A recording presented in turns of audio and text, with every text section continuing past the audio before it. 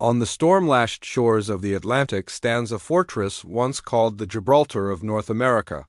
From these walls, empires fought for control of a continent, and the fate of Canada and much of the modern world was decided. This is the Fortress of Louisbourg. Imagine it's the early 1700s. The great powers of Europe, France and Britain, are locked in a global struggle for dominance. North America is a key battleground, a vast continent rich with resources and strategic potential. France, having established a sprawling colony called New France, needed a way to protect its interests. The answer was to build an impregnable fortress at the gateway to their empire. In 1713, after losing control of Acadia and Newfoundland to the British, France chose a remote, fog-shrouded harbor on Isle Royale, what we now know as Cape Breton Island in Nova Scotia. The site was perfect. It commanded the entrance to the St. Lawrence River, the main artery into the heart of New France, and it was perfectly positioned to protect France's incredibly lucrative cod fishing industry in the Grand Banks. Construction began on a scale never before seen in the New World. Over the next 3 decades, an army of engineers, masons, and laborers transformed this wild coastline into one of the most formidable strongholds on the continent. The Fortress of Louisbourg was born. Its mission was clear: to be the guardian of France's North American ambitions, a powerful deterrent to British expansion, and a bustling hub for trade and commerce. It was designed to be a permanent, self-sustaining city, a bastion of French power projected across the Atlantic. But Louisbourg wasn't just a cold, military outpost. Stepping through its gates was like stepping into a vibrant French provincial town. Within the massive stone walls, a complex society thrived. The cobblestone streets echoed with the sounds of daily life: the clang of the blacksmith's hammer, the chatter of merchants haggling over prices, the shouts of fishermen returning with their catch, and the laughter of children playing in the courtyards.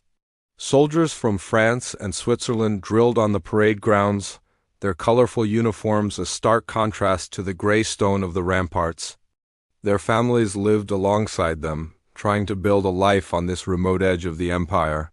Merchants' houses, with their elegant facades and well-stocked storerooms, lined the main streets. They imported fine wines, fabrics, and goods from France, trading them for the cod and other resources of the New World. Taverns were plentiful, serving as the social heart of the town, where soldiers, sailors, and civilians gathered to drink, gamble, and exchange news from across the Atlantic. Bakeries produced fresh bread daily, its aroma filling the air. It was a place of stark contrasts, a heavily armed military fortress that was also a lively commercial center and a home for thousands of people. Life here was a constant dance between the routines of a colonial town and the ever-present threat of war looming just over the horizon. That threat became a reality in 1745. The simmering tensions between Britain and France erupted into the War of the Austrian Succession, and Louisbourg became a primary target. But the attack didn't come from the mighty British Royal Navy. Instead, it came from an unlikely source: a volunteer army of New England colonists. Farmers, fishermen, and tradesmen, led by a merchant named William Pepperell, organized an audacious expedition. To the French, and even to many in the British military, the idea was laughable. What could a ragtag militia do against the Gibraltar of North America? But the colonists were determined and surprisingly effective. They landed out of sight of the fortress's guns and, in a stroke of incredible luck, captured a key outer battery that the French had abandoned. They turned the French cannons back on the fortress itself. For 47 days, the New Englanders, supported by a British naval blockade, laid siege to Louisbourg. The constant bombardment wore down the defenders. Morale plummeted, supplies ran low, and the fortress walls, once thought to be impenetrable, began to crumble. On June 28, 1745, the French commander surrendered. The fall of Louisbourg sent shockwaves across the Atlantic. It was a stunning victory for the American colonists, proving their military capability, and a humiliating defeat for France. For a brief moment, the colonists had single-handedly seized one of the most valuable strategic assets in North America. The colonists' victory, however, was short-lived. In the complex world of European diplomacy, fortresses were often just bargaining chips. In 1748, the Treaty of Aix-la-Chapelle ended the war. To the outrage of the New Englanders who had fought and died to capture it, Britain traded Louisbourg back to France in exchange for territory in Europe and India. The French flag once again flew over the fortress.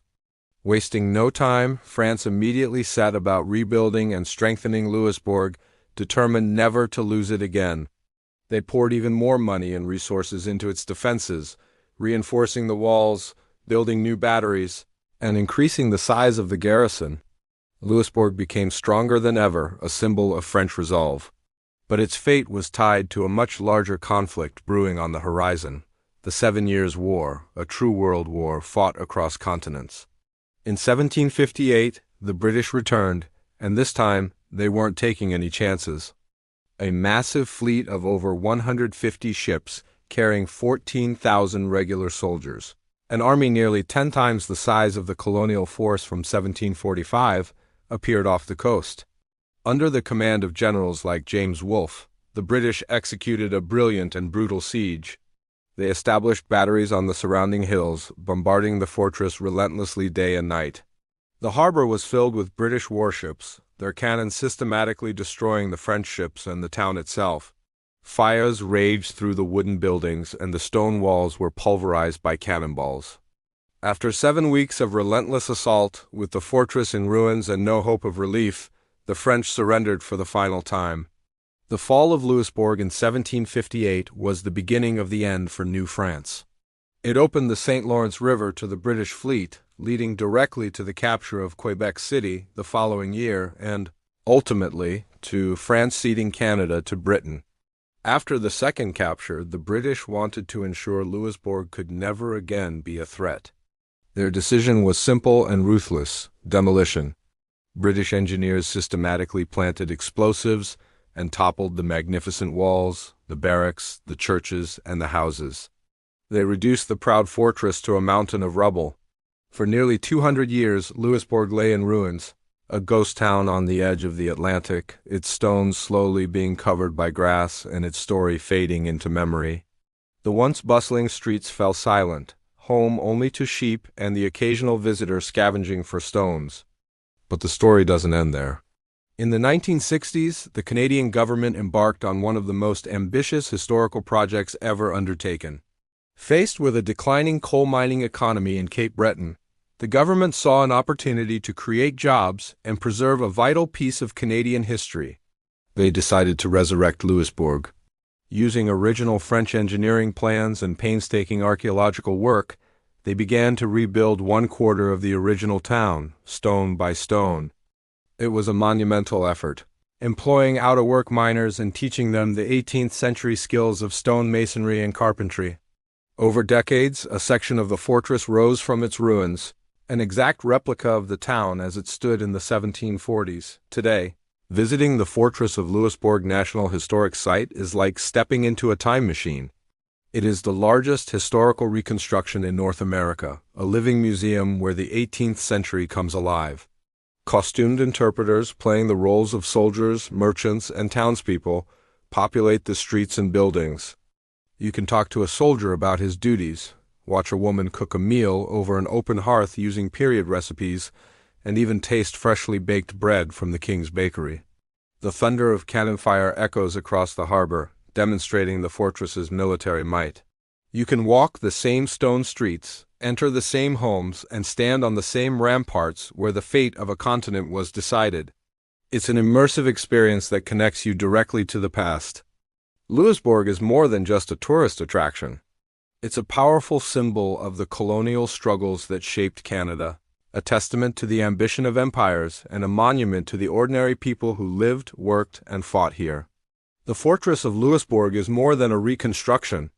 It is a reminder that the future of North America was once decided here by stone walls, iron cannons, and the ambitions of empires.